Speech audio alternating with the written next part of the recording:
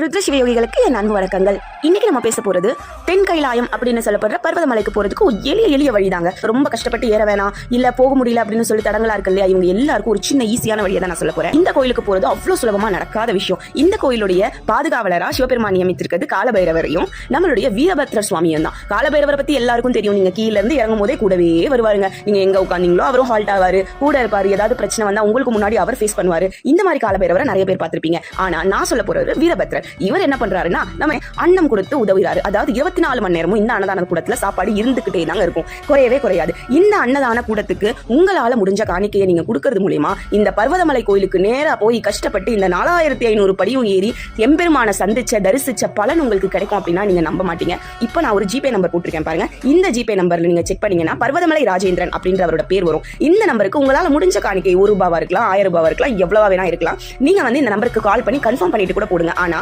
பர்வதமலை போறது அப்படின்ற ரொம்ப ஒரு புண்ணியமான விஷயத்தை உங்களால இங்க இருந்தே இந்த நிமிஷத்துல இருந்தே செய்ய முடியும். எம்பெருமான சந்திச்சு உங்க வீட்டுக்கு எல்லா செல்வத்தையும் வளத்தையும் அவருடைய அருளையும் பெறுங்க.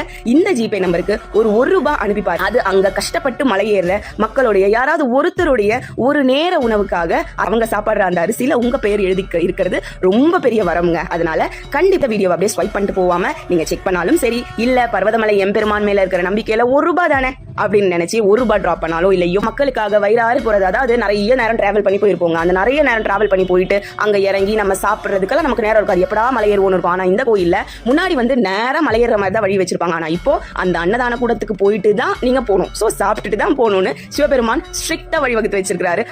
அவரை நம்ம வீட்டுல கூட்டிட்டு வரதுக்கு ஒரு எளிதான வழியை நான் சொல்லியிருக்கேன். கண்டிப்பா இந்த ஜிபே நம்பருக்கு உங்களால முடிஞ்ச டொனேஷனை போடுங்க. சிவபெருமானோட அருளை பெறுங்க. அனைவரின் புண்ணியத்தையும் ஒரு மடங்கு நம்மளும் வாங்கிப்போம். சரிங்களா? டிராப் பண்ணிட்டு கமெண்ட் செக்ஷன்ல மெசேஜ் பண்ணுங்க. எவ்வளவு அமௌண்ட் போட்டீங்களோ அந்த அமௌண்ட்டை கமெண்ட் செக்ஷன்ல டிராப் பண்ணீங்கன்னா இந்த வீடியோ மூலியமா எத்தனை பேருக்கு பர்வதமலை போகாமலேயே எம்பெருமான சந்திக்கிறதுக்கு வாய்ப்பு இருக்கு மக்களும் தெரிஞ்சுக்கிட்டோம். தென்னாடுடைய சிவனையே போற்றி, எந்நாட்டவர்க்கும் இறைவா போற்றி, பர்வதமலையானே போற்றி போற்றி.